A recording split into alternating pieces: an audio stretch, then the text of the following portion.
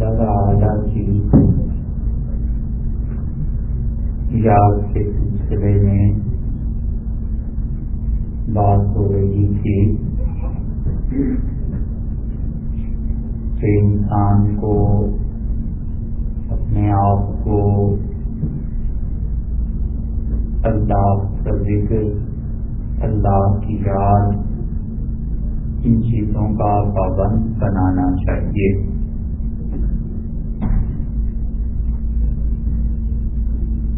اور اس سلسلے میں جتنی بھی رکاوٹیں ہیں ان کو دور کرنے کی کوشش کرتے رہنا چاہیے۔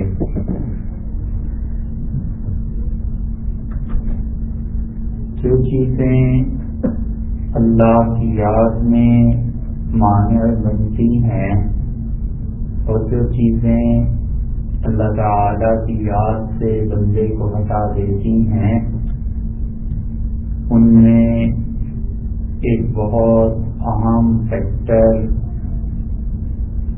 معاش کا ہے۔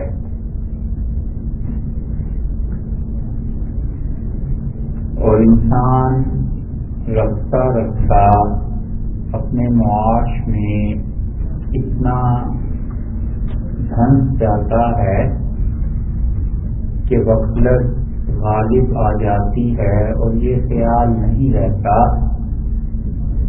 کہ اللہ نے جس مقصد کے لیے دنیا میں بھیجا تھا وہ اللہ کی یاد تھی۔ یہ چیزیں اسباب کا درجہ رکھتی ہیں۔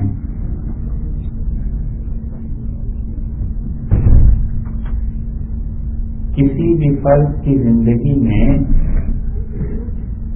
جو چیزیں تباہی کی طرف لے جاتی ہیں اور جو اشیاء اس کی سیرت کی تعمیر کرتی ہیں، دونوں میں بڑا اہم نقطہ یہ ہے کہ اس انسان نے اپنی زندگی کے مقاصد اور اسباب میں فرق کیا ہے یا نہیں۔ اگر مقاصد اور اسباب میں فرق نہ کیا جائے تو پھر صورتحال یوں پیش آتی ہے کہ جو چیزیں اسباب کے درجے میں ہیں وہ مقاصد کا رنگ اختیار کر لیتی ہیں اور انسان اتنا غافل ہو جاتا ہے کہ موت واقع ہو جاتی ہے۔ لباس کا مقصد انسان کے جسم کو چھپانا، موسم کے اثرات سے تحفظ اور اللہ نے جو انعام انسان کا کیا ہو اس کا اظہار ہے۔ اور اگر انسان ان مقاصد کی بجائے اسباب کو دیکھنے لگے اور ان میں کھو جائے تو پھر تباہی اور بربادی کا پیش خیمہ یہ ایک حد تک بن سکتی ہے۔ جیسے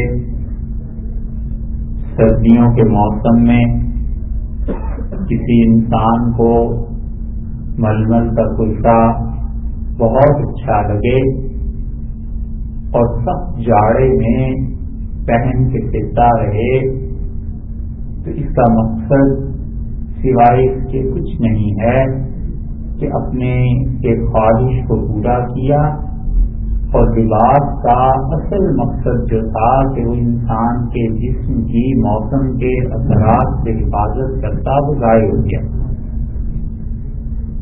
تو کم سے کم بخار تو ہو گئی۔ یہی حال قوموں کا بھی ہے، یہی حال امتوں کا بھی ہے، اور یہی حال ہر جگہ ہے کہ جب انسان مقاصد کی بجائے اسباب پر اپنی زندگی کھپا دے تو مقصد نظر سے اوجھل ہو جاتا ہے۔ مثنوی میں مولانا روم نے حکایت بیان کی ہے اور اس سے روشنی پڑتی ہے کہ انسان کا کانٹا کب تبدیل ہوتا ہے.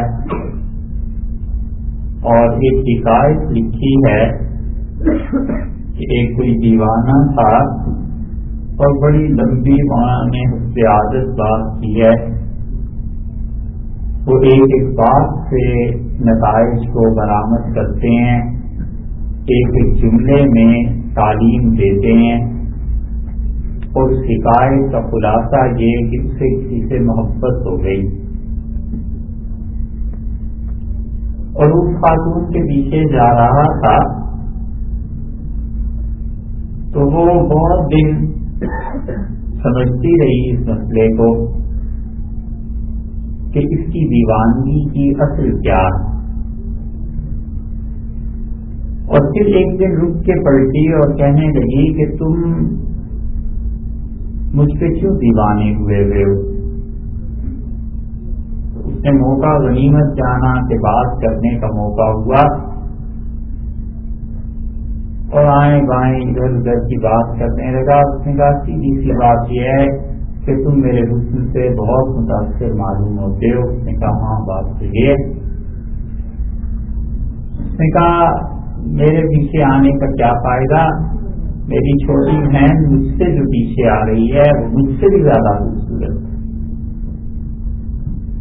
یہ بہت عشق کے دعوے جو کرنے والا تھا، اس نے مڑ کے پیچھے دیکھا کہ کون آ رہا ہے، اور جب ادھر دیکھا تو اس سے تھپڑ مارا اور اس نے کہا محبت ہوتی تو نگاہ دوسری طرف نہیں جانی چاہیے.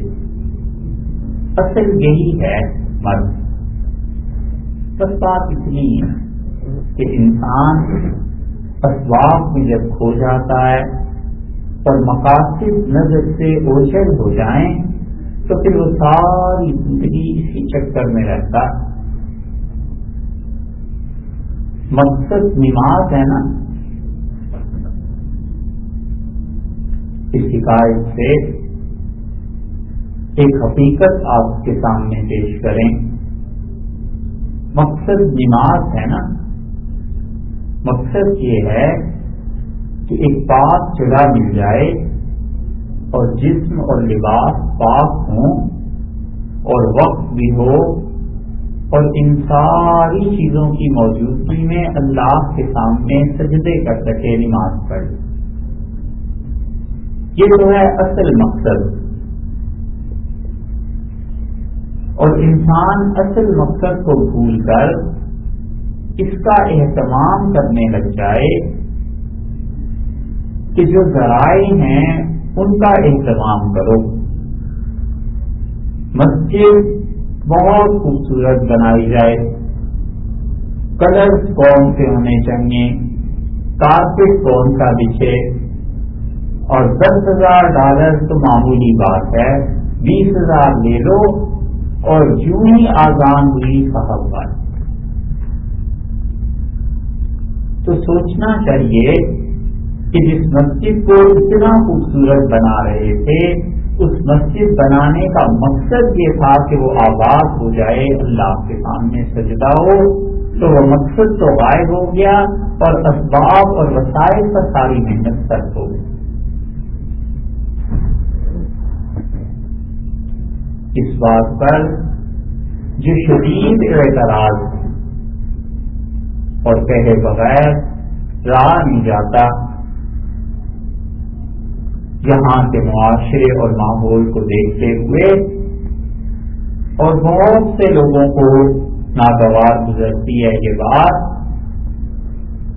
کہ اس معاشرے میں مساجد کے بنانے پر اور مساجد کی ڈیکوریشن پر جتنا زور ہے، اس کا 50% بھی اگر اصل شریعت کے لیے خرچ کیا جاتا تو معاشرہ بدل سکتا. کوئی ضرورت نہیں تھی اتنی بڑی بڑی مسجدیں، اتنے پرتعیش عبادت خانے اور اتنی اعلیٰ قسم کی تعلیم، اور یہ سب جو فرش نظر آتے ہیں اور یہ روشنیاں، یہ دلیل ہے اس بات کی کہ کوئی احساس نہیں رہا کہ اولادوں کی تعلیم کا کیا ہوگا، اسکول کب بنیں گے، یونیورسٹیز کب بنے گی، لڑکیوں کی تعلیم ہے، آج جو بچی 4 سال کی ہے دیکھتے ہی دیکھتے یہ جوان ہو جائے گی، کس جگہ جا کر پڑھے گی۔ اور اگر وہ ایک لڑکی کسی ہندو، سکھ، عیسائی کے ساتھ شادی کرائے تو اتنے دکھ اور تکلیف کی بات ہے کہ آدمی منہ چھپا کے رو سکتا ہے، کہ کچھ کہہ نہیں سکتا۔ ان چیزوں کی طرف دھیان نہیں، اور مسجدوں کی طرف، اور رسول اللہ صلی اللہ علیہ وسلم کا حال یہ تھا کہ انہوں نے اصل مقاصد کی طرف توجہ دی کہ اللہ نے بھیجا کاہے کو، اور نتیجہ اس کا یہ نکلا کہ انہوں نے 9 ہجری جب پورا عرب فتح ہو چکا تھا، مسجد نبوی میں تشریف لائے، اور اس سے کچھ ہی عرصہ پہلے ایک صحابی رضی اللہ عنہ قدس سے آئے۔ قدس کا نام سنا ہوگا، فلسطین کے پاس یہ شہر جہاں ساری لڑائیاں جھگڑے، اور وہ وہاں کے پادری تھے، گرجا تھا، اور انہیں جب پتا چلا کہ رسول اللہ صلی اللہ علیہ وسلم آ گئے ہیں تو وہ حاضر ہوئے، اور انہوں نے کہا کہ ہم نے انجیل میں پڑھا تھا اور جناب والا کا انتظار تھا اور مسلمان ہوتا ہوں۔ اور یہ واحد صحابی ہیں جنہوں نے دجال کو دیکھا ہے، اور انہوں نے رسول اللہ صلی اللہ علیہ وسلم سے آ کے عرض کیا کہ میں نے دجال کو دیکھا ہے، اور وہ یہ باتیں کر رہا تھا۔ تو آپ نے لوگوں کو بلایا، جمع کیا، اور آپ نے فرمایا یہ آیا ہے اور دجال کے بارے میں وہ باتیں کہہ رہا ہے جو میں نے تمہیں بتائی تھی، اور دیکھو اس کی وجہ سے آج دوپہر میں سو نہیں سکا۔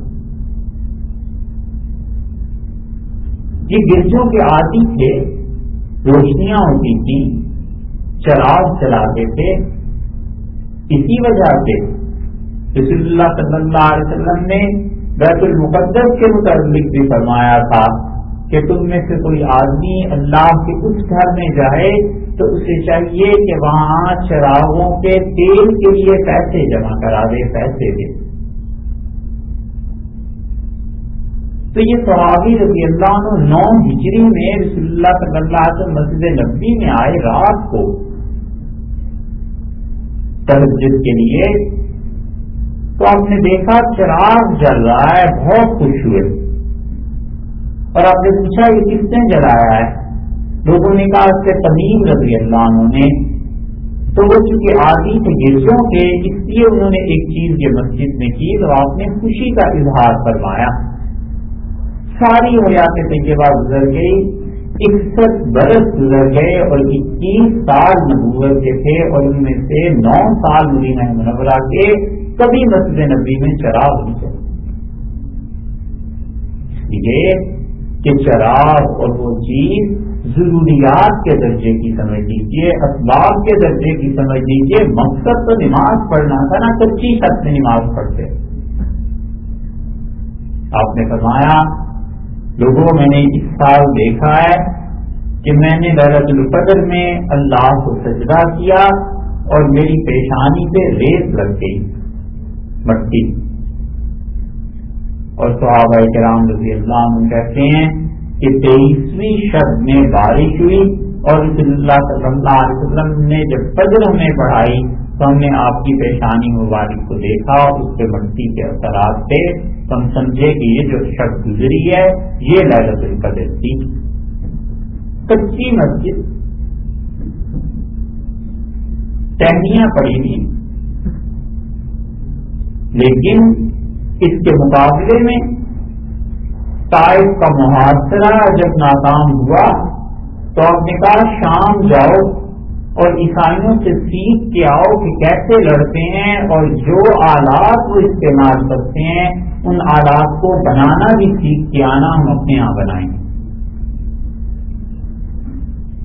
تو جو اسباب ہیں ان میں اور جو مقاصد ہیں زندگی کے ان میں بڑا فرق ہے صاحب. اور اگر فرق نہیں کرے گا انسان تو کانٹا بدل جائے گا.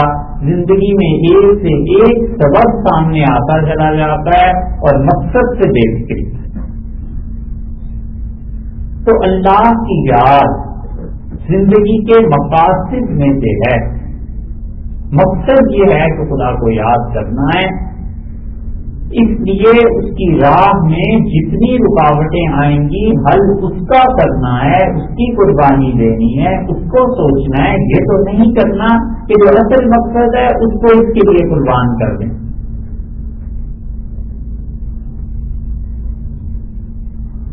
بارات لے جائیں اور سب درد برق لباس پہنے اور آرڈر بھی ہو اور سب پتا ہو کہ کھانا کیا پکے گا اور کیا چیز, اور دلہا غائب.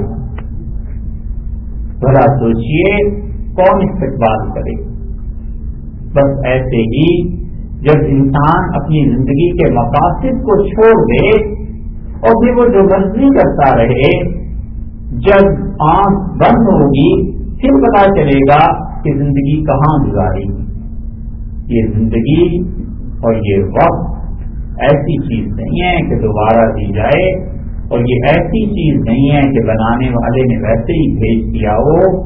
لمحہ لمحہ اس کا قیمتی ہے اور ایک ایک منٹ امانت ہے کسی کی, اور اگر امانت میں خیانت کرے گا تو پالے. جو شخص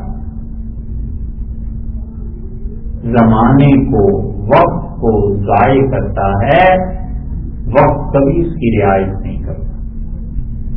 وقت اتنا اتنا عدل اور انصاف کرنے والی چیز ہے کہ پھر سر پیٹ لے اور مر جائے, کچھ کر لے ٹکرا کے اس سے اور چٹان سے سر چھوڑ لے, وہ اپنا فیصلہ نافذ کر کے رکھتا. اس لیے جو لوگ خود سنبھل جاتے ہیں اچھا کرتے ہیں, وگرنہ وقت سنبھالا دے دیتا ہے. اور زندگی بتاتی ہے کہ تم نے کتنا وقت کس کام میں ضائع کر دیا اور اب اس کی تلافی ممکن نہیں. جن لوگوں نے زندگیوں میں کام کیے ہیں کوئی ایسے ہی تھوڑا, اور ان لوگوں نے اپنے اوقات کو اور اپنی زندگیوں کو بغیر مقاصد کے تھوڑا ہی رکھا. ایک ایک لمحہ ایک ایک دن اتنا قیمتی تھا کہ وہ کہتے تھے کہیں ایسے نہ ہو کہ مزید مہلت نہ ملے, جس کام کو کرنا ہے کر دو. فرمایا رسول اللہ صلی اللہ علیہ وسلم نے کہ تمہیں اگر یقین ہو جائے کہ موت آ رہی ہے اور تمہارے ہاتھ میں ایک کھجور کا درخت ابھی باقی ہے, اسے بھی لگا کے بس.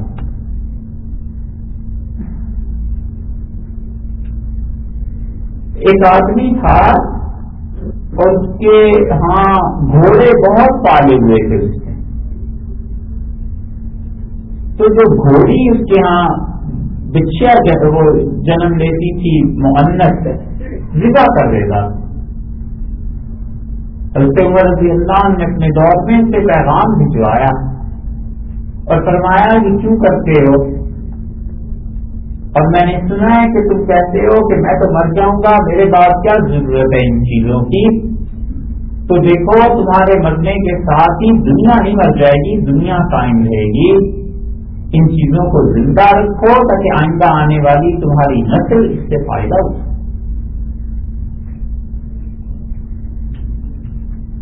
اسی طرح جو آدمی بھی زندگی میں اس بات کو نہیں سوچتا کہ مقصد کیا تھا اور اسباب میں کھو جاتا ہے, اللہ نے فرمایا نولی ما تولا, ہم چھوڑ دیتے ہیں اسے جس چیز میں چاہے گم ہونا گم ہو جائے.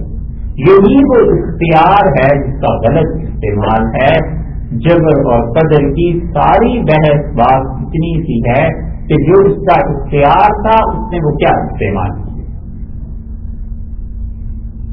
کبھی بھی اللہ کی یاد سے غافل نہ ہو, وہ اصل ہے. اور معاش اس سے ٹکراتا ہے، اور معاش کے ٹکراؤ جب ہوتا ہے تو اس بت کا مقابلہ، اس معاش کا مقابلہ ایک ہی چیز کرتی ہے، اور وہ ایمان۔ ایمان کمزور ہوگا، معاش غالب آ جائے گا، اللہ کی یاد سے ہٹا دے گا، اور معاش کے مقابلے میں ایمان جب غالب ہوگا تو وہ معاش کو ہٹا دے گا۔ اسی وجہ سے اللہ تعالی نے قرآن پاک میں فرمایا ہے کہ وَفَرِجٍ مِّن دَابَّةٍ لَا تَحْمِلُ رِزْقَهَا، اور لوگوں زمین پہ کتنے ہی ہیں جو چلتے پھرتے ہیں اور انہوں نے اپنی روزی کو اپنے ساتھ نہیں اٹھا رکھی، اللہ یرزقها، اللہ انہیں روزی دیتا، اللہ انہیں رزق دیتا۔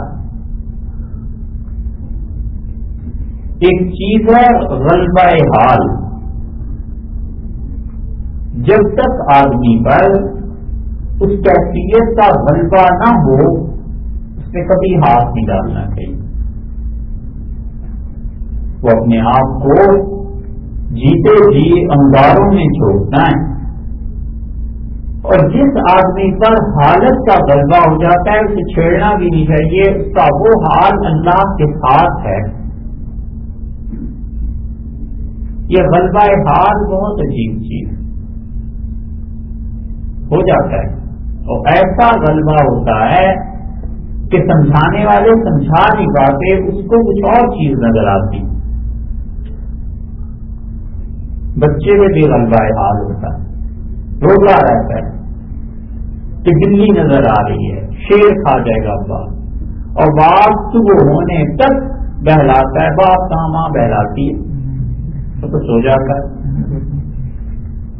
اور جب صبح ہوتی ہے، روشنی ہوتی ہے یا لائٹ آن ہوتی ہے، تب جا کے پتا چلتا ہے کچھ نہیں۔ ایک آدمی پہ غلبہ حال ہوا اور اسے حکیم الامت مولانا اشرف علی صاحب تھانوی نور اللہ تعالی کی خدمت میں حاضر ہوا اور روئے جا رہا ہے۔ حضرت سے فرمایا ہوا کیا ہے بتاؤ تو؟ اس نے کہا اتنا سادہ، اتنا معصوم طبیعت کا تھا، یہ بھی حال تھا لوگوں۔ کہنے لگا حضرت اجازت دیں کوئی گناہ کر لوں۔ حضرت نے فرمایا اس کی کیا ضرورت پیش آئی؟ تو کہنے لگا آج تک کچھ کیا نہیں، اور قیامت میں جاؤں اور ڈانٹ پڑ جائے تو کوئی گناہ کیوں نہیں کیا، معاف کر دے دے تمہیں، تو کیا جواب دوں؟ یہ غلبہ حال۔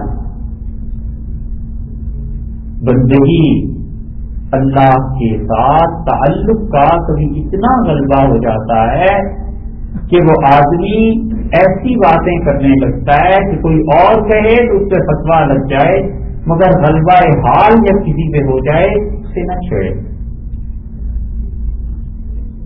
حضرت کے پاس ایک عورت آئی اور کہنے لگی اتنی مشکلات میں زندگی گزر رہی ہے، یہ ہو رہا ہے وہ ہو رہا ہے، یوں بچوں کا معاملہ ہے، شوہر کا معاملہ، سسرال کا، اور گھنٹہ بھر باتیں کر کے رو رو کے آخر پہ کہنے لگی اچھا مولوی صاحب اب جاتی ہوں کہ کر تو گئے کہ میری شکایتیں کام کرتی پھر گئی۔ یہ بندگی ہے، اللہ کے ساتھ تعلق ہے۔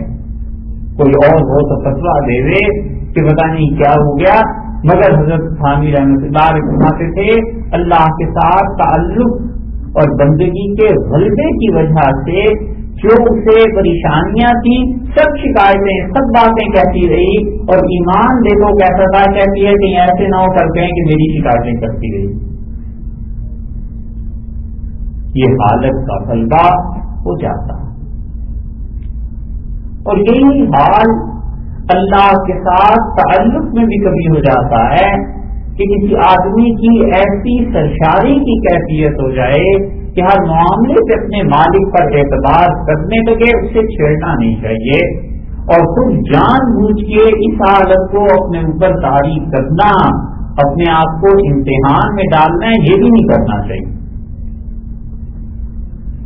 لیکن اللہ کا معاملہ جن لوگوں پہ اس حالت کا غلبہ ہوا، خدا کا یہی معاملہ رہا کہ اس نے ساری چیزوں کو ہٹا دیا اور بتایا کہ جس پر ہماری یاد کا غلبہ تھا اور جس پہ ہماری رضامندی کا غلبہ تھا اور جو ہمارے لیے کام کرتا رہا، ہم نے اس پہ تنہا نہیں چھوڑ دیا۔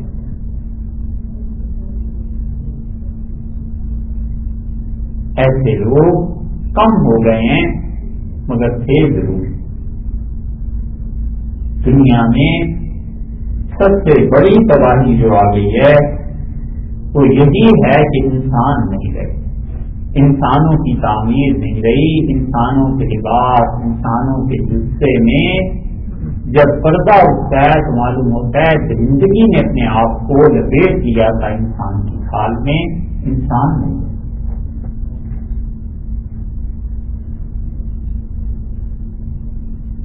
سکھوں کا دور حکومت تھا اور ایسے لوگ تھے بلوچستان میں جو اب پاکستان کی حدود میں ہیں، ان کی ٹکر ہوئی، لڑائی ہوئی پنجاب سے، اور نصیر بلوچی تھے، لمبے لمبے بال بلوچستان والے اب بھی رکھتے ہیں، قواعد میں اس وقت تو سبھی رکھتے تھے۔ اور سکھوں کی لڑائی میں یہ سردار چوٹ لگی، گھوڑے سے گر پڑا تو دو سکھ گزر رہے تھے، ایک نے کہا کہ مارو اسے، اور جب وہ نیزا تلوار سے مارنے لگا تو دوسرے سکھ نے دیکھا داڑھی بھی ہے، سے لمبے بال ہیں، سکھا رہے اپنی قوم سے ہے کیوں مارتے ہو، تو چھوڑ کے چلے۔ وہ نصیر جو تھے بلوچی وہ آئے اپنے قبیلے میں اور سب کے بال اپنے بال کٹوا دیے اور کہا یہ منحوس بال ہی تھے، میں شہادت تک پہنچ گیا تھا دروازے تک اور شہید نہیں ہونے دیا اس بال بن کے۔ اور اب حال ایسا ہے کہ کہتے ہیں فرشتے آئے تھے 67 میں جب اسرائیل کی اور مصر کی آپس میں لڑائی ہوئی تو انہوں نے جا کے عرض کیا کہ دوبارہ چلے جاتے ہیں، ہم وہاں گئے تھے مدد کے لیے، کچھ پتہ ہی نہیں چلا مسلمان کون سے یہودی کون سے، سب ایک ہی جاتے تھے۔ کہتے ہیں وہ بھی وقت تھا یہ بھی وقت، اس کی وجہ یہ کہ جو ذرائع تھے وہ مقاصد میں چلے گئے اور جو مقاصد تھے وہ نظروں سے اوجھل ہو گئے۔ اللہ کی یاد مقصد تھی، ذریعہ نہیں۔ تو حالت کا غلبہ جن لوگوں پر ایسا ہوا ہے کہ انہوں نے اللہ کی یاد کو ہر چیز پر ترجیح دی ہے، خدا نے دکھا دیا کہ ہم اس کے ساتھ ہیں، بھائی ہم سے تنہا نہیں چھوڑ، اللہ کی یاد کسی کو نہیں چھوڑ دی جب تک کہ بندہ خود ہی اسے نہ چھوڑ دے۔ بڑی محبت ہے اپنے بندوں سے، بڑا تعلق ہے اللہ کو اپنی مخلوق کے ساتھ۔ کبھی بھی آدمی کو کوئی ایسی حرکت نہیں کرنی چاہیے جس سے اللہ کی مخلوق میں کسی کا دل ٹوٹے اور کسی کے ساتھ زیادتی ہو جائے۔ بہت خیال کرنا ہی چاہیے۔ ایک آدمی برتن بناتا ہے اور گھڑے مٹی کے اور پیالے اور چھوٹی چھوٹی چیزیں بناتا ہے، اور دوسرا آدمی آ کے روکتا چلا جائے اور برتن توڑ دے، اس کمہار کے دل میں، اس برتن بنانے والے کے دل میں کیا بیتے؟ اللہ تعالیٰ باوجود اس کے کہ غفار ہے، معاف فرما دیتا ہے، چھوڑ دیتا ہے، بخش دیتا ہے، محبت کرتا ہے، لیکن وہ جو اس کی مخلوق پر ظلم کرنے لگے، جو لوگوں کے دل توڑنے لگے، اور جو بجائے اس کے کہ بھولے منہ کو راہ دکھاتا، جو راہ سے چل رہے ہیں انہیں بھی بے راہ کرنے لگے، اس کے ساتھ مالک کے غصے کا معاملہ نہیں ہوگا تو اور کیا ہوگا؟ انسانوں کے دل بڑی قیمتی چیز ہیں، ہماری آپ کی نظر میں کچھ ہو نہ ہو، اللہ کی نگاہ میں بڑی حقیقت ہے، بڑی قدر ہے انسانوں کے دل کی، انسان کے خلوص کی، اس کے جذبات کی۔ کبھی بھی انسانوں کے خلوص کو نہ ٹھکرائے، بڑا اہم مسئلہ ہے، غور نہیں کرتے ہم لوگ. ایک آدمی اخلاص سے مشورہ دیتا ہے، اس کو تجربے کی کمی ہے، اسے علم کی کمی ہے، اسے باہر کے ماحول کا پتہ نہیں ہے، تو ایسا جواب دینا جس سے اس کے اخلاص کی ناقدری ہو، اور ایسا جواب دینا جس سے وہ توبہ کر لے اور اپنے اخلاص سے رو دے کہ کسی کے ساتھ اچھائی کرنے کا زمانہ نہیں، یہ گناہ ایک دن رنگ لا کر رہتا ہے. اس کی مثال میں گھر میں عورتیں ہوتی ہیں، انہیں نہیں پتا ہوتا کہ کمپنی کے حالات کیا ہیں، یہ باہر کیا کر رہا ہے، بیوی ہے، بہن ہے، ماں ہے، اپنی اخلاص سے کہتی ہے کہ آپ ایسے نہیں ایسے کر لیجیے. تو بجائے اس کے کہ نظر اس سے جاتی کہ اس نے محبت سے کہا ہے، اخلاص سے کہا ہے، غلطی اس کی یہ ہے کہ اسے باہر کے حالات کی سمجھ نہیں ہے، کمپنی کا نہیں پتا یا جو بھی چیز ہے، تو اسے نرمی سے جواب دیا جائے، اس کی اخلاص کی قدر کی جائے. ہوتا یہ ہے کہ اسے ڈانٹ پڑ جاتی ہے یا کوئی چیز جو ہاتھ میں آ گئی یا کوئی ایسا سخت جملہ، یہ اس کے اخلاص کی جو توہین ہے نا اور دل کا ٹوٹنا، یہ اللہ کے غضب کو دعوت دیتا ہے اور انسان مزید مصائب اور تکالیف کا شکار ہوتا ہے. زندگی کی دنیا ہم خود اتنی الجھا لیتے ہیں کہ پھر سرا نہیں ملتا اور سمجھ نہیں آتی کہ یہ سب کچھ کیا ہو رہا ہے. وہ پہلے دن کو کہیں سوچا ہوتا کہ جن کے اخلاص کا مذاق اڑایا تھا، کھیل بنا لیا تھا، اس میں اللہ نے پکڑ لیا ہے، اب بھگتتا رہے ساری زندگی. اسی لیے یہ جو بچے ہوتے ہیں نا، ان کی معصومیت اللہ کو بڑی اچھی لگتی ہے. یہ اس بچپنے میں جو اللہ سے دعا مانگتے ہیں، جو ارادہ کرتے ہیں، خدا اس سے پورا بھی کر دیتا.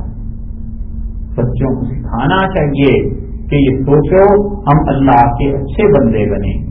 بچوں کو یہ سکھانا چاہیے کہ یوں دعا مانگا کرو کہ ہم اللہ کے ہاں وہ مقام اور مرتبہ پائیں گے جو جنید بغدادی کا تھا اور یہ شیخ عبد القادر جیلانی کا اور رومی کا اور شامی کا بنتا. یہ بچے دعا کرتے رہیں گے اپنے لیے، اس معصومیت سے، اخلاص سے خدا سے مانگتے رہیں گے. نتیجہ اس کا یہ نکلے گا کہ جب اس سے جوانی آئے گی اور اس کی صلاحیتوں کے استعمال کا وقت آئے گا تو اللہ اس سے بھی وہی کام دے دے گا جو اللہ نے پہلے سے دیا. یہ انسانوں کا اخلاص بڑی قدر کی چیز ہے، ضرورت کی چیز. کسی کو اس فیلڈ کا علم نہیں، تجربہ نہیں ہے، معلوم نہیں ہے، تو نظر اس کے عذر پر جانی چاہیے، اپنی توہین پر نہیں. بجائے اس کے کہ اس کی معذوری کی رعایت کی جاتی کہ یہ معذور ہے، عورت ہے، بچہ ہے، اسے سمجھ نہیں ہے. نظر اس سے چلی جاتی ہے کہ مجھے کیوں مشورہ دیا، کیا مجھے عقل نہیں ہے، کیا میں نہیں سمجھ پاتا. ارے صاحب آپ عقل کل صحیح اور پورے جہان کو آپ کے زیر نگین ہونا چاہیے تھا، مگر وہ جو محبت اس دل میں تھی وہ محبت آپ کے یہاں کہاں گئی. یہ وہ جو درد ہے دلوں کا، یہ سب سے زیادہ انبیاء علیہ الصلوۃ والسلام کے دل میں ہوتا ہے امتوں کے لیے. اور لوگ جب اس درد کی توہین کرتے ہیں تو خدا کو غصہ بھی آتا ہے. اتنا درد، اتنا تعلق ہوتا ہے کہ اللہ تعالیٰ نے خود فرمایا کہ لعلک باخع النفس، اے نبی صلی اللہ علیہ وسلم آپ تو بھول جائیں گے اس غم میں کہ لوگ مسلمان کیوں نہیں ہو جاتے. یہ گھلنا ہی تو ہے جو حدیث میں آ رہا ہے. اسی طرح اللہ کو اپنی مخلوق بڑی اچھی لگتی ہے، بڑی محبت ہے خدا کو ان کے ساتھ. وہ تو کہتا ہے فاذکرونی اذکرکم، تم مجھے یاد کرو میں تمہیں یاد کروں گا. بندہ اللہ کو یاد کرے ہم کے ساتھ، شکر کے ساتھ. اللہ یاد کرتا ہے اپنے بندے کو انعامات میں اضافے کے ساتھ. بندہ اللہ کو یاد کرتا ہے عاجزی کے ساتھ، انکساری کے ساتھ، اپنی بے بسی کے ساتھ، خدا اس کو یاد کرتا ہے اپنی پناہ کے ساتھ، اپنی قوت کے ساتھ کہ یہ میرا بندہ اپنے آپ کو مجبور کہہ رہا ہے، معذور کہہ رہا ہے، ہم اسے پناہ دے دیتے۔ اور بندہ اللہ کو یاد کرے توبہ کے ساتھ، استغفار کے ساتھ، اللہ اس کو یاد کرتا ہے مغفرت کے ساتھ، یہ معافی مانگ رہا ہے، اسے معاف کر دے۔ بندہ جس طرح اپنے مالک کو یاد کرتا ہے، اللہ اسی کے مقابلے میں اپنے بندے کو یاد کرتا ہے۔ اور بندہ جب یاد کرتا ہے اللہ کو دعا کے ساتھ، محبت کے ساتھ، اپنے تعلق کے ساتھ واسطے دیتا ہے، بار بار رحمت کی درخواست کرتا ہے، تو خدا اپنے اس بندے کو یاد کرتا ہے دعوت کی قبولیت کے ساتھ، سلام دینے کے ساتھ، اس کی محبت کے ساتھ، اور اسے ایمان کا مزہ سکھا دیتا ہے کہ تمہارا ایمان ہے، ہم تمہارے والی۔ اللہ کی یاد ایسی ہونی چاہیے، کوئی حال ایسا نہ چھوڑے جس میں اللہ کو یاد نہ کرتا، بار بار گناہ ہو جائے، توبہ کے ذریعے خدا کو یاد کرے، کوئی خوشی کی خبر مل جائے اللہ کو شکر کے ذریعے یاد کرے، کوئی حادثہ، کوئی پریشانی، کوئی تکلیف جھیل لے، استغفار کے ذریعے اللہ کو یاد کرے کہ مجھے میری ناراضی، میری غلطی ہے جو یہ دن دیکھنے پڑ رہے ہیں، آپ درگزر کر رہے ہیں، آپ معاف کر رہے ہیں۔ اللہ نے کہا ہے امن یجیب المضطر اذا دعاہ، اور کون ہے وہ اپنے بندے کی جو اس وقت سن لیتا ہے جب وہ بے قرار ہو کے اپنا ہاتھ اس کے سامنے پھیلا دے، وہ اچھے سو، اور کون ہے جو اس سے ساری مصیبتوں کو ٹال دیتا ہے۔ اور پھر فرمایا لوگوں الہ مع اللہ، کیا اللہ کے علاوہ کوئی اور بھی ہے؟ بڑی سے بڑی غلطی، بڑی سے بڑی خطا اور بڑے سے بڑا گناہ جو انسان تصور کر سکتا ہے، شرک سے زیادہ تو نہیں ہے۔ روزہ رکھتا ہے انسان اور 2 روزے رکھتا ہے، ایک روزہ وہ جو صبح شروع ہوا اور شام کو ختم ہو گیا، اور یہ اور روزہ بھی رکھتا ہے، وہ بڑا روزہ جو ہے نا اس کو اللہ نے اتنا لطف بنایا ہے کہ آپ میں سے، ہم میں سے ہر آدمی نے وہ روزہ رکھا ہوا ہے، پہلے دن سے اس نے ابتدا کر دی تھی اور کہا خدا بندہ شرک سے روزہ ہے، ساری زندگی نہیں کرے گا، نہیں کرتا، مر جائے، خدا کے علاوہ کسی کو سجدہ نہیں کرتا، خدا کے علاوہ کسی کی بندگی اور عبادت نہیں کرتا۔ اور ایسے بھی مل جائیں گے جو موت تک پہنچ جائیں اور کوئی کہے کہ چرچ میں جاؤ اور عبادت کرو اللہ کو چھوڑ کے، کسی کی کہتا ہے مر جائیں مگر ہم نہیں کریں گے، یہ روزہ ہے شرک سے۔ ایسے بھی مل جائیں گے اور متعدد مل جائیں گے جن کے ہاتھوں نے کبھی غیر محرم کو نہیں چھوا، انہوں نے روزہ ہی تو رکھا ہے۔ یہ روزہ کوئی چھوٹی سی چیز ہے کہ سارے اسباب اور وسائل میسر تھے اور صرف اللہ ہی کی ہستی، اس کا خیال، اس کا احساس روکتا رہا ہے کہ نہ یہ کام نہیں کرنا۔ اور کتنی ایسے ملیں گے جنہوں نے روزہ رکھا ہوا ہے کہ کوئی دنیا کی طاقت ایسی نہیں تھی جو اس انسان کو روک سکے کسی حرام چیز کے پینے سے، اور اس سے محض اور محض اللہ کے خیال نہیں روک رکھا ہے۔ اسلام نے، مسلمان ہونے نے، اس شرم و حیا نے جو بھی نہ آتا ہے کہ روزہ نہیں ہے تو اور کیا۔ اور جو آدمی اتنا بڑا روزہ رکھے، 60 برس 70 برس روزہ رکھتے رہا ہے، ایک دن اس کی بھی تو افطار ہونی چاہیے، اور وہ افطار اس دن ہے جب وہ اپنے نبی صلی اللہ علیہ وسلم کی خدمت میں حوض کوثر تک پہنچے۔ تو افطار اس دن کے لیے، وہ افطار اس وقت کے لیے ہے، اس کی قدر کرے۔ کون جانتا ہے کہ ان چیزوں میں سے کس سے میں نے روزہ رکھا ہے اور کس سے آپ نے روزہ رکھا ہے؟ ہم ایک دوسرے کو دیکھتے ہیں کہ یہ اس گناہ میں ہے، یہ اس گناہ میں ہے، اس کی حقیقت کیا ہے بھائی؟ ممکن ہے اس نے اس سے بڑا کوئی روزہ رکھا ہوا ہو، اور اس کو افطار کے وقت مجھ سے زیادہ قربت وہاں مل جائے، اور ممکن ہے اس نے اس سے بڑا روزہ رکھا ہوا ہو جب اس کی قدر ہم سے زیادہ ہو جائے۔ کہ گناہ جن پہ فتوے جاری ہوتے ہیں اور جن پہ ہم لوگ ایک دوسرے کا مذاق اڑانے لگتے ہیں، یہ کم سے کم دل میں جو حقارت کا جذبہ پیدا ہوتا ہے، ان تمام گناہوں کی حقیقت کرے کیا؟ ان تمام گناہوں کی حقیقت بس اتنی سی ہے کہ اللہ نے پردہ ڈال رکھا ہے، اس سے علاوہ کچھ نہیں۔ جب ہمارا پردہ ہٹ جائے تو جو دیکھے گا وہ کہے مولوی صاحب یہ حرکتیں، اور جب کسی اور کا پردہ ہٹ جائے تو مولوی صاحب کہتے ہیں یہ حرکتیں۔ پردے ہی کی بات ہے، اللہ نے سب کو ڈھانپ رکھا ہے، اس کے علاوہ کون ہے جو اپنے بندوں کی گناہ چھپا؟ بس اصل حقیقت اتنی ہی ہے۔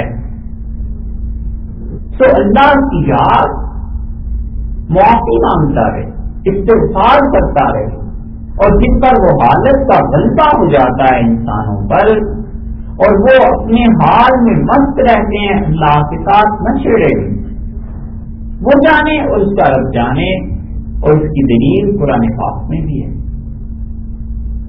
اللہ تعالیٰ نے فرمایا ہے کہ وَأْمُرْ أَهْلَكَ بِالصَّلَاةِ، آپ اپنے گھر والوں کو یہ کہتے رہیے کہ وہ نماز پڑھیں، خدا کی عبادت کریں، وَاصْطَبِرْ عَلَيْهَا، اور آپ خود بھی اس پر قائم رہیے، پابند رہیے اس بات کے کہ نماز پڑھنی ہے، تعلق اللہ کے ساتھ سوال رکھنا ہے۔ اور اگلا جملہ دیکھیے کیا فرمایا ہے کہ لا نسألک رزقا، ہم آپ سے روٹی نہیں مانگتے، ہم آپ سے رزق نہیں مانگتے۔ اس آیت کو سوچے آدمی کہ اللہ تعالیٰ نے کہا ہے کہ ہم آپ سے رزق نہیں مانگتے، اللہ کو آ کر یہ کہنے کی ضرورت ہی کیا پیش آئی تھی؟ خدا تعالیٰ کس سے رزق مانگتا ہے؟ کسی سے بھی نہیں۔ اور آگے فرمایا نحن نرزقک، ہم آپ کو کھانا دیتے ہیں۔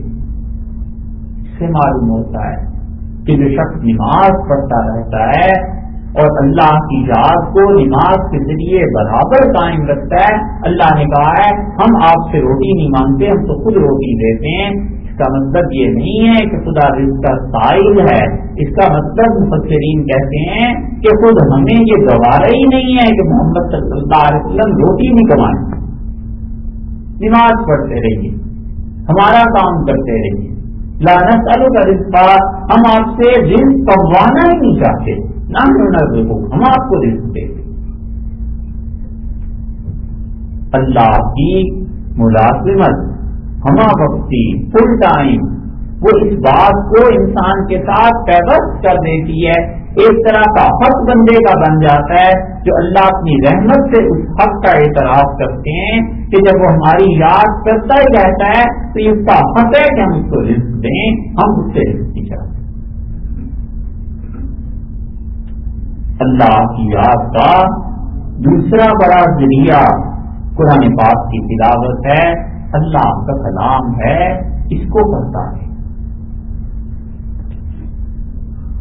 اللہ کے ساتھ اس کے کلام کی نسبت حقیقی ہے، یعنی یہ جو قرآن ہم پڑھتے ہیں حقیقتاً اللہ کا کلام ہے، مجازی نسبت نہیں۔ مثلا مجازی نسبت ہم کہتے ہیں یہ مسجد اللہ کا گھر ہے، تو یہ مجازی نسبت ہے، حقیقی تو نہیں۔ گھر میں یہ معنی تھوڑا ہی ہے کہ خدا تعالیٰ کہیں علیہ باللہ یہاں رات بسر فرماتے ہیں، جن کو رہتے ہیں۔ حتیٰ کہ کعبۃ اللہ کے ساتھ خدا کی نسبت مجازی ہے، حقیقی نہیں۔ بیت اللہ اللہ کا گھر، اس کے ساتھ بھی خدا کی نسبت مجاز میں ہے، یعنی کہنے کو ہے، حقیقی نسبت نہیں ہے۔ حقیقی نسبت اللہ کی کلام کے ساتھ ہے، کیونکہ کلام اس کی ذات مقدسہ، اس کی صفت کلام سے آگے بڑھا۔ اللہ کی یہ صفات کا معاملہ اتنا نازک ہے، اتنا ادب کا ہے کہ آدمی اس ادب کو سیکھے، اللہ کا ادب کرے. بڑی کمی واقع ہو گئی. آپ سوچیں، اس کی ایک دو مثالیں آپ سے عرض کریں. اتنی کمی واقع ہو گئی ہے اللہ کے ادب اور احترام کی. انسانوں کو چاہیے کہ اللہ کا ادب اپنی زندگی میں رکھیں. لوگوں نے بلا دیا. امام احمد بن حنبل رحمۃ اللہ کے بیٹے ایک حدیث بیان کر رہے تھے، اور حدیث میں جب یہ تذکرہ آیا کہ اللہ تعالیٰ نے اپنے ہاتھ سے آدم علیہ السلام کو بنایا، تو انہوں نے اپنے ہاتھ سے اشارہ کر دیا.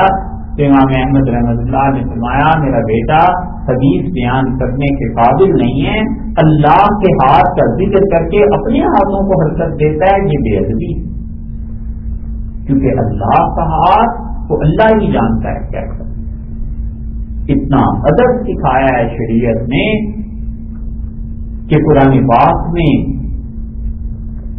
جس جگہ پر وہ آیات آئی ہیں جن آیات میں اللہ تعالیٰ نے نقل کیا ہے کہ یہودی ہمارے بارے میں یہ کہتے ہیں، مشرک ہمارے بارے میں یہ کہتے ہیں، عیسائی ہمارے بارے میں یہ کہتے ہیں، فقہا نے لکھا ہے کہ ان آیات کو جب پڑھے آدمی، جب ان تک پہنچے تو اگر اونچی آواز سے تلاوت کر رہا ہے تو اپنی آواز کو ہلکا کر لے، آہستہ کر لے. اللہ کی طرف ان اقوال کی نسبت اگرچہ صحیح ہے، اللہ ہی نے بیان کیا ہے، مگر ادب کا تقاضا یہ ہے کہ بلند آواز نہ کرے.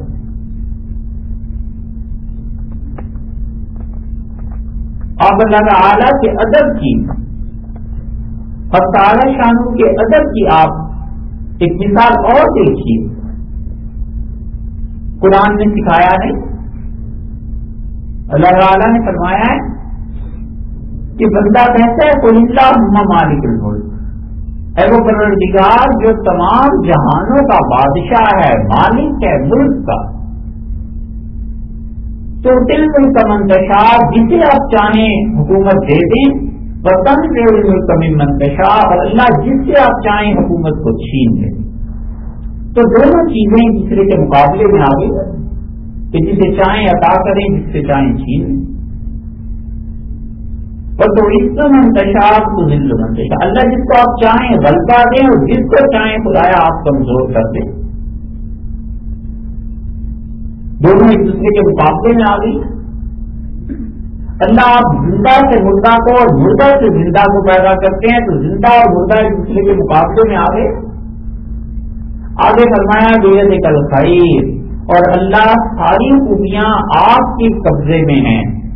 یہ خیر کے ساتھ ہر جگہ وہاں پر مقابلے میں لاتے رہے ہیں. کیا خیر کے ساتھ یہ ہونا چاہیے تھا کہ بیدک الخیر اور شر، اللہ خیر اور شر دونوں تیرے قبضے میں نہیں لائے شر، تاکہ ہمیں سکھائیں کہ خوبیوں کی نسبت اللہ کی طرف کی جائے اور گناہ کی نسبت اپنی طرف کی جائے.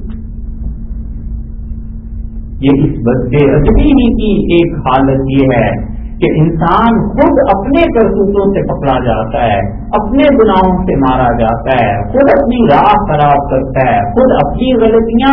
اور کوئی پوچھے تو کہتا ہے بس اللہ نے آج کل یہی حالت کی، اللہ کو یہی منظور تھا. یہ بے ادبی نہیں ہے کہ ہم اپنے گناہوں کو، اپنی حرکتوں کو اللہ کے کھاتے میں ڈال دیں گے. اللہ کو یہی منظور تھا، ہم تو معصوم، ہم نے تو کچھ کیا ہی نہیں.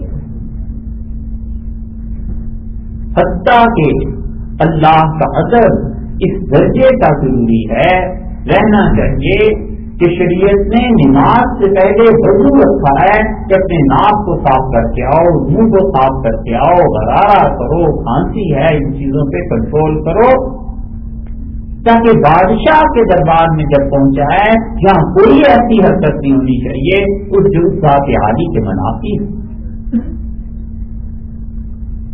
کبھی آپ کسی بڑے دربار میں، دنیاوی دربار میں جا کر دیکھیے، باس جب بات کرتا ہے نا، اور کمپنی کا ڈائریکٹر جب بات کرتا ہے تو سانس زور سے نہیں لیتا کہ کوئی فرق ایسے نہ ہو مس ہو جائے. کوئی کھجلی اور خواہش نہیں کرتا اور 1000 مرتبہ سوچتا ہے کہ یہ حرکت کرنی ہے یا نہیں. یہ سب کیا ہے؟ اس بادشاہ اس کے سامنے کھڑا ہے جس کو اس سے نسبتیں 1000 طرح سے ہیں. دونوں مخلوق ہیں، دونوں انسان ہیں، دونوں پیدا ہوئے ہیں، دونوں مر جائیں گے، دونوں کھاتے ہیں. 1000 نسبتیں ایک دوسرے سے ہیں. اور جب اس بارگاہ میں پہنچے تو وہاں پہنچ کے جوانیاں بھی یاد آ رہی، وہاں پہنچ کے کھانسی بھی ہو رہی ہے، وہاں پہنچ کے اتنی غفلت ہے کہ سلام کے وقت خیال آتا ہے اچھا 4 دفعے ہو گئے.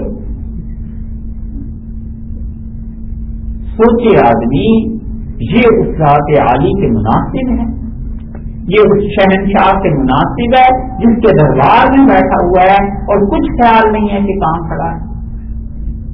ساتھ مقام کا اعتبار ضروری. جو شخص مقام کا اعتبار نہیں کرتا مارا جاتا ہے. منصور نے خواب دیکھا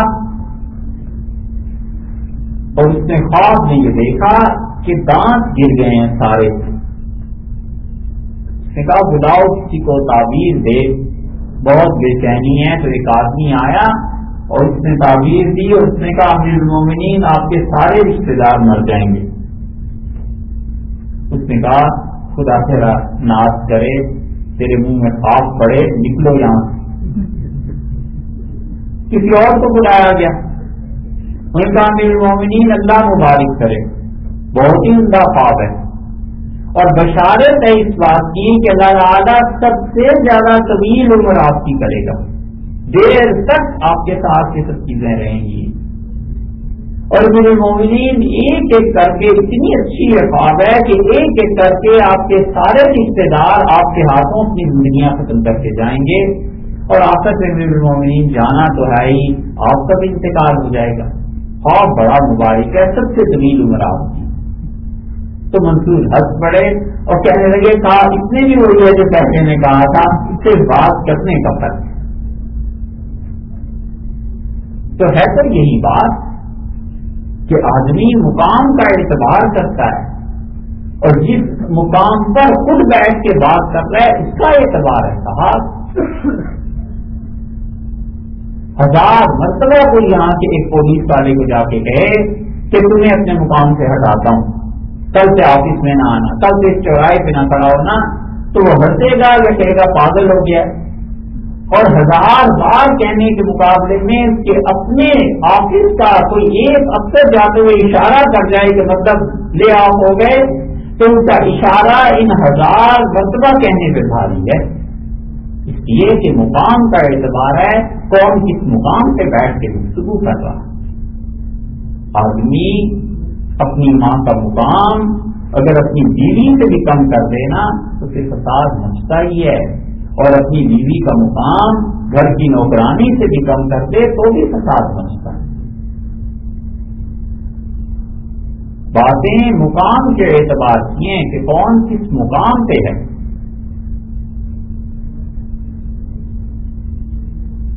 تہذیب رہی نہیں نا، آزادی جو ہو گئی.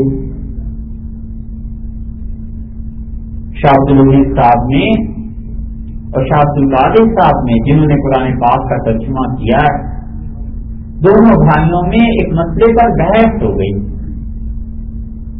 تو ایک طالب علم ادھر سے خط لے کے ادھر چلا جاتا تھا ایک ہی حویلی میں، اور ادھر سے خط لے کے ادھر آتا تھا، وہ اپنے دلائل لکھتے تھے، اپنے دلائل لکھتے تھے. تو اس نے آ کر ایک دن سنگا کے کہا کہ حضرت آپ دونوں بھائی ہیں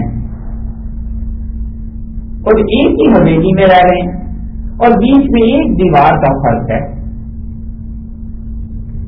تو آپ دونوں بھائی اگر ایک دن مل بیٹھیں اور مسئلہ طے کر لیں تو یہ روز روز کی تحریر ختم ہو جائے. تو شاہ عبد العزیز صاحب رحمۃ اللہ علیہ جو بڑے بھائی تھے، ان کے خط میں کے جواب میں یہ اس لڑکے نے جب کہا، شاہ عبد القادر صاحب کہنے لگے کہ بیٹے بات تو تم سچ کہتے ہو، لیکن دیکھو مسئلے کا بیان کرنا ضروری ہے، کیونکہ میری تسلی نہیں ہے، شریعت کے دلائل جو وہ دے رہے ہیں وہ میرے سمجھ میں نہیں آتے، اور ان کے لیے بھی ضروری ہے کہ شریعت کے معاملے میں تو کسی سے بھی بات کی جا سکتی ہے دلائل کی بنیاد پہ، اور یہ جو خط و کتابت تم دیکھتے ہو میں اس وجہ سے جاری رکھے ہوئے ہوں کہ اگر کبھی ان کے سامنے جا بیٹھوں اور مجھے کہہ دیں کہ میں بڑا بھائی ہوں تو اس سے بھی ان کا کیا جواب ہو سکتا ہے؟ تم سے چپ ہو جاؤں. یہ مقام کا اعتبار ہے، تہذیب ہے کہ بڑے بھائی ہیں، اللہ نے بڑا بنایا ہے. اس لیے آدمی کبھی کبھی مقام کا اعتبار نہیں کرتا اور اس مقام سے ناراضگی مول لے لیتا ہے، جس مقام کی ناراضگی چاہے بلا وجہ ہی کیوں نہ ہو رنگ لا کر ہے. کبھی یہ نہ کرے، اپنے مقام کو بھی پہچانے میں کیا ہوں، اور یہی نسبت اللہ کی مخلوق کی اللہ کے ساتھ اور اپنی اللہ کے ساتھ دیکھے.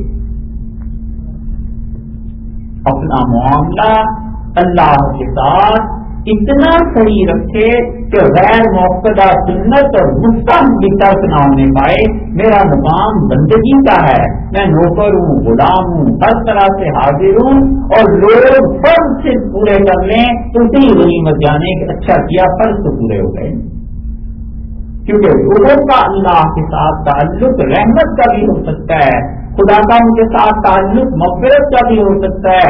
ممکن ہے میرے ساتھ ایسا خدا کا تعلق نہ ہو اور پکڑ ہو جائے، میں اپنا کیا کروں؟ تو اس کلام کی نسبت اور گھر کی نسبت اللہ کے ساتھ مجازی ہے، گھر کی نسبت، اور حقیقی نسبت اللہ کی کلام کے ساتھ ہے. اللہ کا ادب اور احترام ہے، بس ایسا ہی ہے کلام اس کا جیسے اس نے فرما دیا. ان دونوں میں افضل کون ہے؟ قرآن افضل ہے یا بیت اللہ افضل ہے؟ ظاہر ہے کہ جو اللہ کی نسبت حقیقی ہے، صفت کلام کی، خدا کا کلام افضل ہے بیت اللہ سے، اور بیت اللہ کی نسبت اللہ کے ساتھ مجازی ہے. وہ کوئی گھر تو نہیں ہے خدا کا. تو جس چیز کے ساتھ اللہ کی حقیقی نسبت ہے اور جو اللہ کی صفت ہے وہ ہر گھر میں پڑا ہوا ہے کلام، اسے نہیں پڑھتے اور بیت اللہ کی تعظیم اس سے زیادہ کرتے. کوشش، جدوجہد اور خواہش کہ بیت اللہ میں جائیں، اپنے ملک کو سفر کر رہے ہیں، درمیان میں حج آ جائے، عمرہ آ جائے، تو جو نسبت مجازی ہے وہاں اتنا اہتمام، اور جو اللہ کے ساتھ حقیقی نسبت ہے خدا کے کلام کی، مدتوں گزر جاتی ہیں اور اس کی کوئی توجہ نہیں ہے، اور اسباب اس کے اتنے اچھے کہ وہ یہ صاحب اب جو ریل ہے وہ حیدرآباد والوں نے ساگوان کی بنانی شروع کر دی ہے، تو آرڈر چلا جائے گا کہ 100 ریلیں یہاں بھجوا دیجیے، اور پتا چلے کہ ریشمی کپڑا آیا ہے تو غلاف اس کا بن جائے گا، مگر پڑھ کے نہیں دینا نا. کتنے ایسے ہیں جنہوں نے اللہ کے اس کلام کو کھول کر کبھی پڑھا ہو اور غور کیا ہو کہ میرے مالک نے مجھ سے کیا کہا. کتنے ایسے ہیں جنہوں نے اس کے ترجمے پر غور کیا ہو. ایک ایک آیت، ایک ایک بات ہلا کر رکھ دیتی ہے اور زندگی کا رخ بدل دیتی ہے، بشرطے کہ دل میں ایمان کی حرارت ہو اور سمجھ آ جائے کہ اللہ کا مقام کیا ہے اور مجھ سے کس نے کیا کہا. ڈاٹا پڑ گیا اور ایسی لوٹ مار مچی بھی تھی کہ کوئی خیمہ سلامت نہیں رہا، اور فضیل ابن عیاض رحمۃ اللہ علیہ سردار تھے ڈاکوؤں کے، اور نے اپنے دوستوں سے کہا، ساتھیوں سے، کہ سب مال لوٹو، ایک جگہ پر جمع کر دو. اور ان سے کسی نے پوچھا توبہ کی توفیق کیسے ہوئی، یہ مقام کیسے ملا؟ تو انہوں نے کہا تباہی مچی ہوئی تھی ہر طرف، اور میں ایک خیمے کے پاس سے گزرا اور چیخ رہے تھے لوگ، اور ایک اللہ کا بندہ اس خیمے میں قرآن پڑھ رہا تھا، اور اس نے یہ آیت پڑھی کہ الم یأنی للذین آمنوا، کیا ابھی تک ایمان والوں کے لیے وہ وقت نہیں آیا کہ ہم تخشع قلوبہم لذکر اللہ، اللہ کی یاد کے لیے ان کے دل جھک جائیں، نرم ہو جائیں، خدا کو یاد کرنے. ابھی وہ وقت نہیں آیا. حذیفہ کہتے تھے میرے پاؤں جیسے کسی نے پکڑ لی ہوں اور میں رک گیا اور میں نے کہا اللہ بالکل وہ وقت آ گیا ہے تجھے ہی یاد کرنا چاہیے، اور سارا مال واپس ہو گیا۔ اور اس ایک آیت کے ٹکڑے نے زندگی کی کایا پلٹ دی، اس لیے کہ پتہ تھا کون کہہ رہا ہے اور کیا کہہ رہا ہے۔ وہ کہہ رہا ہے جو اپنے حکم کو نافذ کرنے کی پوری طاقت رکھتا ہے۔ عبداللہ ابن عمر رضی اللہ عنہ نے آیت پڑھی، یہی آیت، اور رو دیے اور کہنے لگے میرے پروردگار بالکل وقت آ گیا ہے کہ میرا دل تجھے یاد کرتا ہے۔ ابن عمر رضی اللہ عنہ ساری رات نہیں سو سکے اور کھڑے رہے نماز میں، اور ایک آیت بار بار دہراتے رہے کہ اللہ نے فرمایا ہے کہ لوگوں کو کیا ہو گیا ہے وہ نہیں سوچتے، یوم یقوم الناس، جس دن وہ کھڑے کر دیے جائیں گے لرب العالمین، اس رب کے سامنے جو سارے جہانوں کا پروردگار ہے، کیا جواب دیں؟ ساری رات کے پڑھتے رہے اور کہنے لگے سوچنا چاہیے کہ واقعی کیا جواب دوں گا اگر اللہ نے اپنے سامنے کھڑا کر دیا۔ خود رسول اللہ صلی اللہ علیہ وسلم کا یہ حال ہے قرآن کے معاملے میں کہ صحابہ کرام رضی اللہ عنہ کہتے ہیں آپ نے تلاوت شروع کی، اور جب سورہ مائدہ کی ابتدا سے لے گئے 6-7ویں پارے میں اس پر پہنچے کہ ان طور سے ہم پر بے بات، اللہ اگر آپ لوگوں کو عذاب دینا چاہیں یہ سب آپ کے نوکر آپ کے غلام ہیں، اور اللہ اگر آپ معاف کرنا چاہیں تو یہ کرم کرنا، یہ معاف کرنا تیری ذات کا شیوا ہے، اللہ یہ تیری عادت ہے، اللہ یہ تیرا طریقہ، تیری سنت ہے۔ ساری رات اس آیت کو بار بار دہراتے رہے کہ اگر آپ عذاب دیں یہ آپ کے نوکر ہیں، اور اللہ اگر معاف فرماتے تو یہ آپ کے خیال ہیں۔ قرآن کو آدمی پڑھے پگھل جاتا ہے۔ ایسے ہی اللہ نے کہا کہ ہم نے اس کتاب کو اگر پہاڑ پر نازل کیا ہوتا، خاشعا متصدعا من خشیۃ اللہ، اللہ کے ڈر سے، اللہ کے خوف سے ٹکڑے ٹکڑے ریزے ہوتا۔ حضرت زرارہ بن ابی اوفا رضی اللہ عنہ نے فجر کی نماز پڑھائی اور سورہ مدثر کی تلاوت کر رہے، اور جب اس آیت پہ پہنچے کہ فَإِذَا نُقِرَ فِي النَّاقُورِ، اور جب سور پھونک دیا جائے گا تو وہ دن ایسا ہوگا جو بڑا سخت ہوگا، عَلَى الْكَافِرِينَ غَيْرُ يَسِيرٍ، اور کافروں پر بڑا بھاری اور گراں گزرے گا، بڑا سخت دن آ رہا ہے۔ انہوں نے چیخ مار دی زور سے کہ اتنا مشکل دن گرے، اور لوگوں نے نماز توڑ سے بلایا تو ختم ہو چکے۔ یہ اللہ کا کلام ہے۔ جب دل جاگ جائے اور دل میں احساس ہو کہ کون بات کر رہا ہے تو پھر انسان کی زندگی بدل جاتی۔ یہ اللہ کی یاد ہے، اور رسول اللہ صلی اللہ علیہ وسلم نے اسی لیے بار بار کہا اللہ کی یاد، اللہ کا کلام، اللہ کی کتاب، اور آپ نے فرمایا لوگوں کوئی چیز اللہ سے اتنا قریب کسی شخص کو نہیں کرتی جتنا وہ چیز جو خود خدائی سے نکلی ہے۔ تو ہم نے کیا کون سی چیز خدا سے نکلی ہے؟ آپ نے فرمایا اس کا کلام، بس سب سے زیادہ وہ اللہ کے قریب کرتا ہے۔ قرآن پاک اور اس کی تلاوت، اس ذریعے سے جو اصلاح ہوتی ہے اس اصلاح کا کوئی ٹھکانا نہیں۔ حضرت نے کسی سے کہا تھا، مولانا ابوالحسن ندوی رحمۃ اللہ علیہ نے کسی کو بلایا اور اس سے بہت آہستہ سے بات فرمائی کہ تمہیں پتہ ہے جتنا تزکیہ مشائخ کی محنت اور ریاضت سے ہوتا ہے اور جتنا تزکیہ قرآن پاک کو کسی کی تربیت سے پڑھنے میں ہوتا ہے، دونوں میں کیا فرق ہے؟ انہوں نے کہا پھر کچھ معلوم نہیں۔ تو اس سے فرمایا مشائخ کی صحبت اور ان کے ساتھ تعلق اور اس جدوجہد اور محنت سے جو تزکیہ ہوتا ہے وہ یوں سمجھو کہ بہت سی مٹھائی جیسے کھانے کو مل جائے، اور قرآن پاک سے جو تزکیہ ہوتا ہے بہت دیر سے آہستہ آہستہ اس کو یوں سمجھو جیسے شہد کی مکھی ہے، ایک قطرہ شہد کا جمع ہوتا ہے مگر خالص چیز ہوتی ہے. اس لیے تزکیے کا ایک یہ بھی رنگ ہے کہ اللہ کی کتاب پڑھتا رہے، سمجھتا رہے، کسی سمجھنے والے سے خود دخل نہ دے، کیونکہ انسان کی عقل نہیں سمجھ پاتی.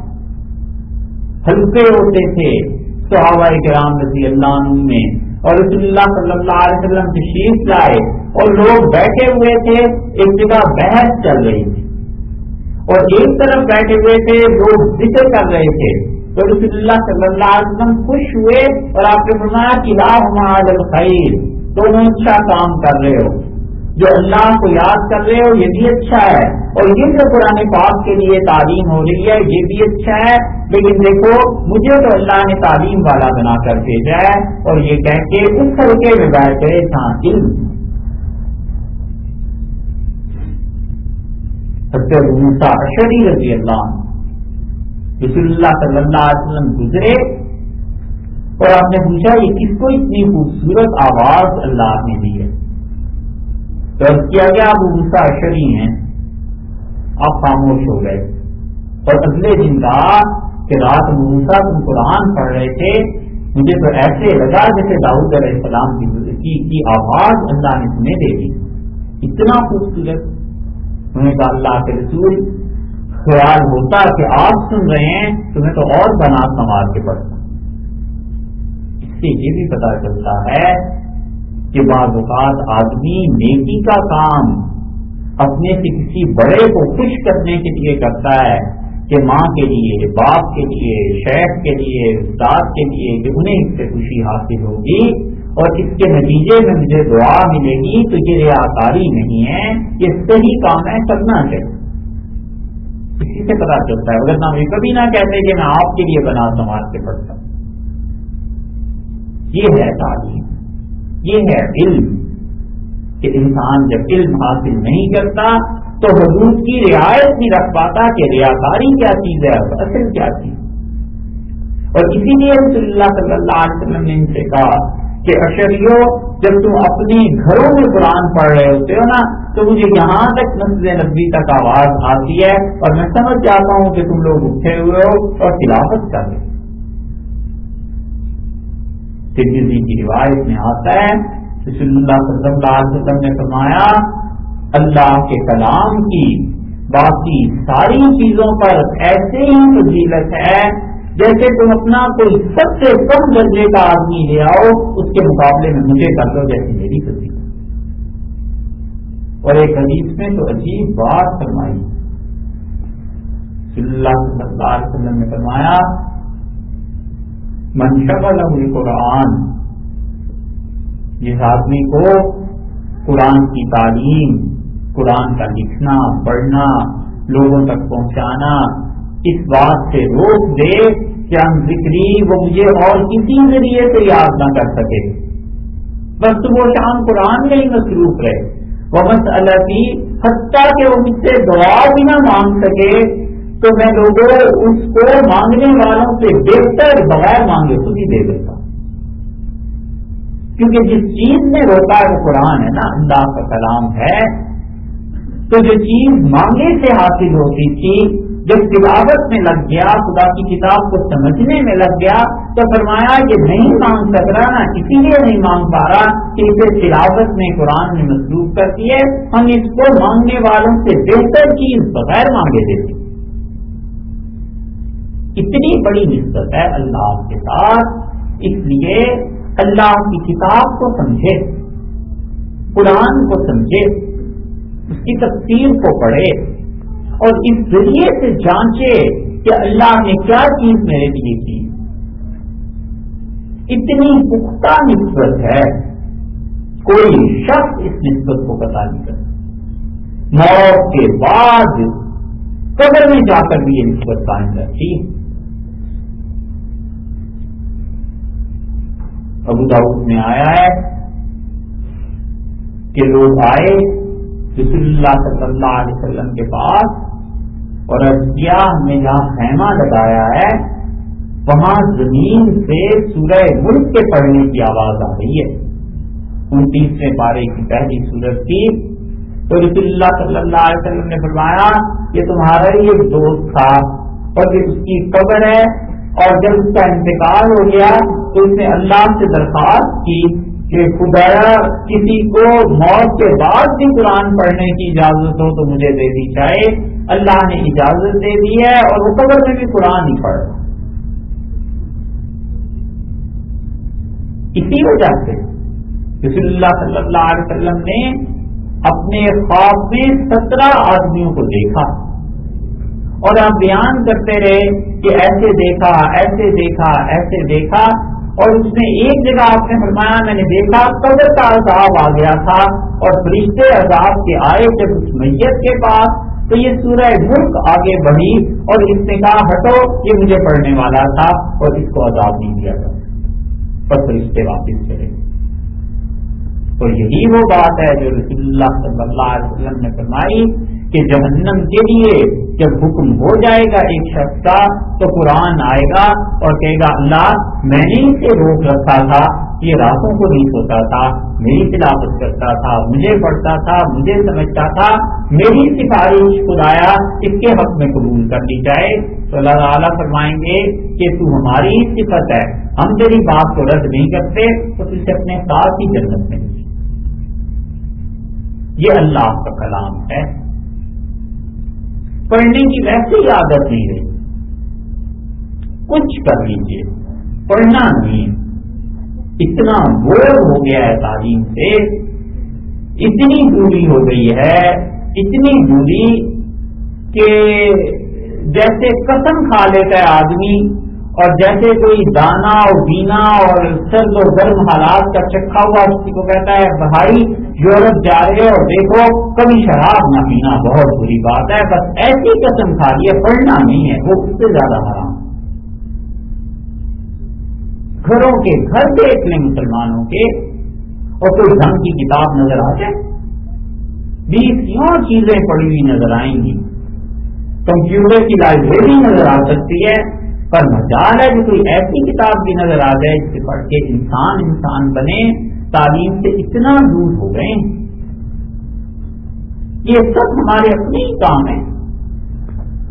और जो तालीम में आगे बढ़ गए हैं उन्हें भी खुदा कुछ ना दे, ये भी अजीब फैसले हैं हमारे। सुभान अल्लाह, खुद पढ़ेंगे नहीं और जो पढ़ लिख गए हैं उनको भी खुदा कुछ ना दे, इससे भी अफसोस है।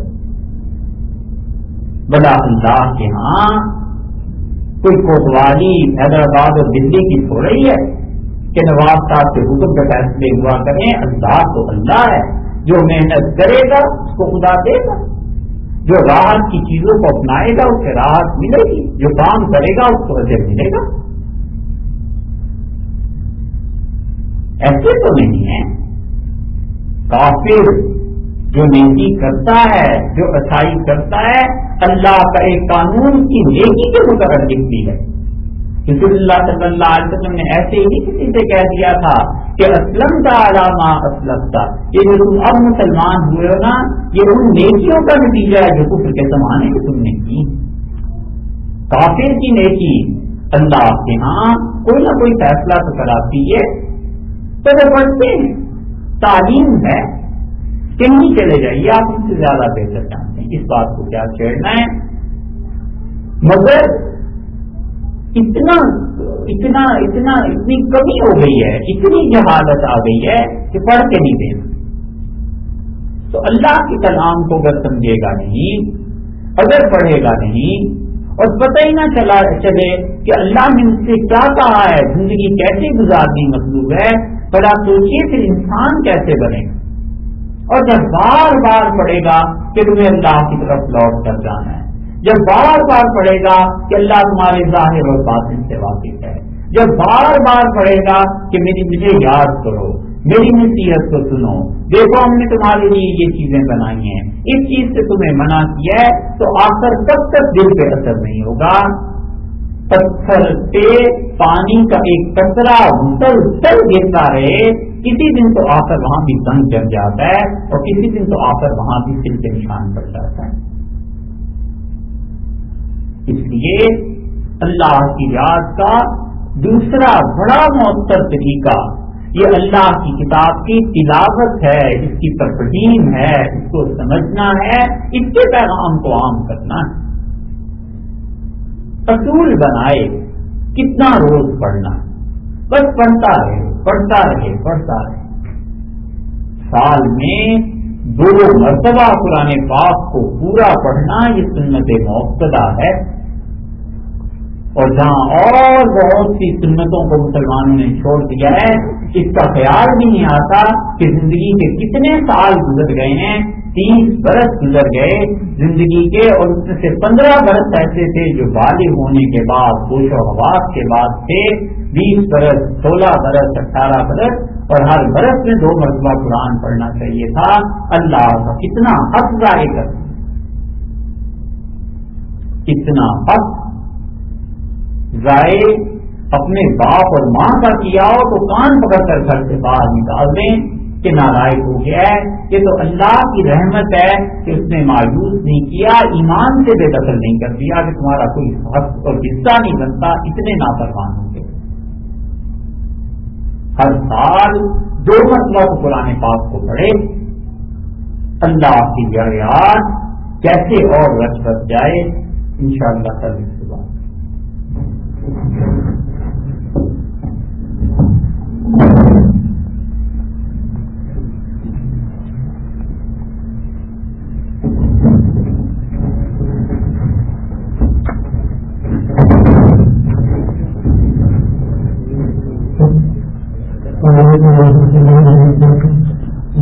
just for today a shipment of the book which